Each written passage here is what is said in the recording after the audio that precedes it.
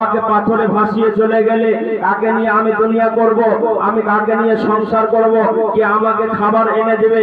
এই যে বিভিন্ন রকমের ভাষা উচ্চারণ করে কান্নাকাটি করে, এই রকম কান্নাকাটি করা চলবে না। বিশ্বনবী বলেছেন, মান জারাবাল খুদুদা ওয়া সাক্কাল জুবা ফালাইসা মিন্না। মান জারাবাল খুদুদা ওয়া সাক্কাল জুবা ফালাইসা মিন্না। ওই লোকটা আমার উম্মতের মধ্যে গণ্য নয়, ওই লোকটা আমার উম্মতের মধ্যে গণ্য নয় যে লোকটা গালে তামাচা মারে, জমিনে লুটিয়ে লুটিয়ে কান্নাকাটি করে, ভাষা উচ্চারণ করে কান্নাকাটি করে। সাধের বেটা একটাই, তোমাকে জন্ম দিয়েছিলাম, আর আমার কোনো বাচ্চা নাই, সন্তান নাই, আমার দুনিয়াটা অন্ধকার হয়ে গেল। দুই তলা বিল্ডিং, কাকে নিয়ে আমি জীবন যাপন করব, কাকে নিয়ে আমি সংসার করব, কাকে নিয়ে দুনিয়া করব। এইরকম ভাষা উচ্চারণ করে করে যারা কান্নাকাটি করে, নবীজি বলছেন ফালাইসা মিন্না, তারা আমার উম্মতের মধ্যে গণ্য নয়। আল্লাহর নবী বিশ্বনবী জনাবে মুহাম্মদুর রাসূলুল্লাহ, জোরে বলুন সাল্লাল্লাহু আলাইহি ওয়াসাল্লাম, তিনি নিজের সন্তানকে দাফন করছেন, কবরস্থ করছেন। এমন সময় তিনার চোখ দিয়ে জল বইছে, অশ্রু বইছে। ফাকালা সাদ মাহাজা ইয়া রাসূলুল্লাহ, ও আল্লাহর নবী, আমাদের ব্যাপারটা বুঝে এলো না, আমরা বুঝতে পারলাম না। আপনি নিজের ছেলেকে দাফন করছেন আর আপনি কান্নাকাটি করছেন। আপনি তো বলেছেন সন্তান সন্ততি যখন মারা যাবে, বিবি যখন মারা যাবে, আব্বা যখন মারা যাবে, বাবা যখন মারা যাবে, মা যখন মারা যাবে, খবরদার তোমরা ভাষা উচ্চারণ করে কান্নাকাটি করবে না। অতএব দেখছি আপনি নিজের ছেলেকে দাফন করছেন আর আপনার চোখ দিয়ে জল বইছে, ব্যাপারটা বুঝতে পারলাম না। আল্লাহর নবী তিনি বললেন, ফাকালা হাযিহি রাহমা, প্রত্যেকটা মানুষের মধ্যে মমতার বন্ধন তৈরি করে দেওয়া হয়েছে, ভালোবাসার বন্ধন তৈরি করে দেওয়া হয়েছে।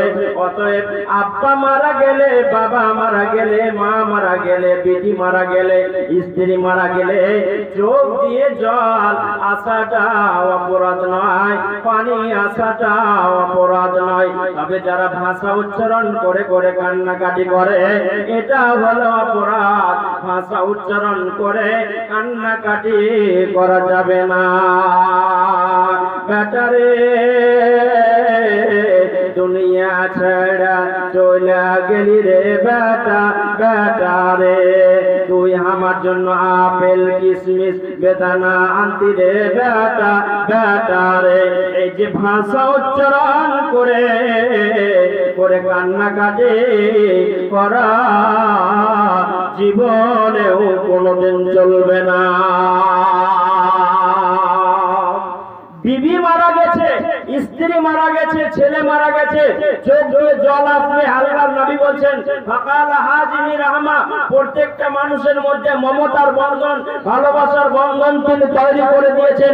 অতএব চোখ দিয়ে জল আসাটা অপরাধ নয়, পানি আসাটা অপরাধ নয়, এটা ভুল নয়। কাকে বলছেন? হযরতে সাদ রাদিয়াল্লাহু তাআলা আনহুকে বলতে চাইছেন। তার মানে উম্মতে মুহাম্মাদীকে বলতে চাইছেন, আব্বু মারা যাবে, বিটি মারা যাবে, বেটা মারা যাবে, চোখ দিয়ে পানি আসাটা অপরাধ নয়,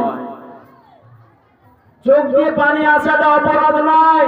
তো আল্লাহ রাব্বুল আলামিন তিনি বলছেন, আমি কয়েকভাবে আমি তোমাদেরকে পরীক্ষা করব।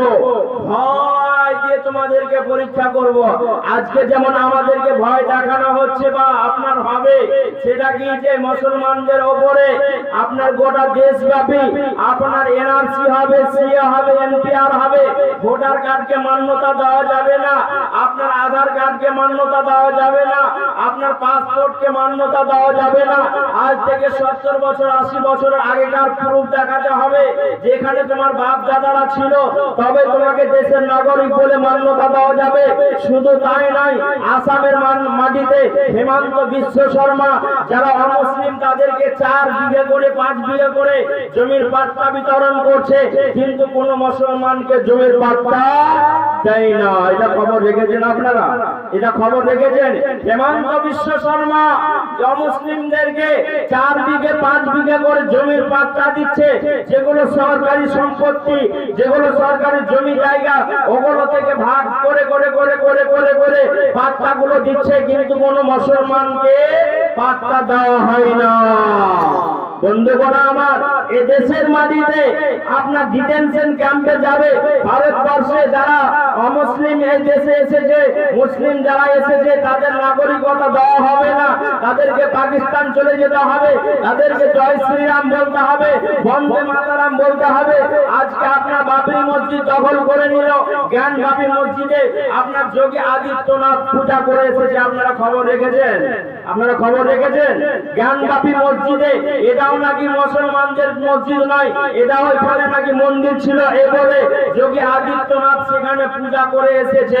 আর জোরজার মূল্যদার আরেকটা কথা আপনাদেরকে বলে যায়, আল্লাহর নবী বিশ্ব নবী জনাবে মুহাম্মদ রাসূলুল্লাহ সাল্লাল্লাহু আলাইহি ওয়াসাল্লাম তিনি বলেন, ওয়াইদা আখাযতুম আজনাবাল বাকার সাল্লাল্লাহু আলাইকুম জুল্লা হাত্তা তারজিউ ইলা দীনিকুম। এত বড় কথা বলার সাহস কোথা থেকে পেল? আজকে আমাদের ঈমান নাই। ঈমান যদি থাকতো, বিশ্বনবী জনাবে মুহাম্মদ রাসূলুল্লাহ সাল্লাল্লাহু আলাইহি ওয়াসাল্লাম 313 জন সাহাবাকে নিয়ে উহুদের ময়দানে তিনি জয়লাভ করেছেন। মুসলমান যদি মুসলমান হয়ে থাকতো, ঈমানদার হয়ে থাকতো, তবে আজকে নরেন্দ্র মোদী এত বড় কথা বলার সাহস পেত না। আমরা যদি ঈমানদার হতাম, তাহলে আল্লাহকে প্রার্থনা করতাম। আল্লাহর নবী বলেছেন, ওয়াইজা আখাযতুম আজনাবাল বাকার সাল্লাল্লাহু আলাইকুম জুল্লা।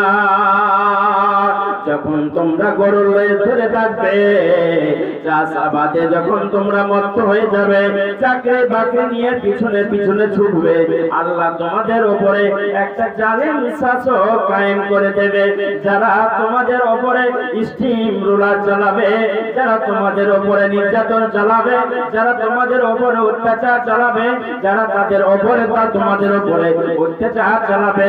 অত্যাচার যাবে না কতদিন পর্যন্ত? অত্যাচার যাবে না হাত্তা তারজিউ ইলা দীনিকুম, যতদিন পর্যন্ত তোমরা দিনের মধ্যে ফিরে না আসবে, মসজিদ মুখী যতদিন পর্যন্ত না হয়ে যাবে, ততদিন পর্যন্ত তোমাদের উপরে স্টিম রুলার চলতে থাকবে, জুলুম অত্যাচার যাবে না।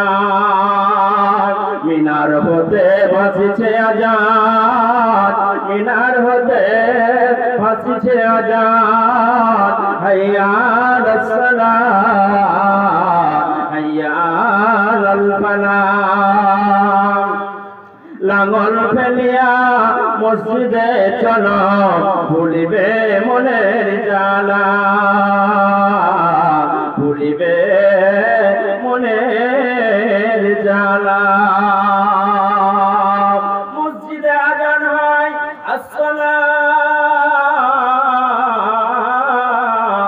খায়রুম মিনান নাওম, হাইয়া আলাস সালাহ, হাইয়া আলাল ফালাহ।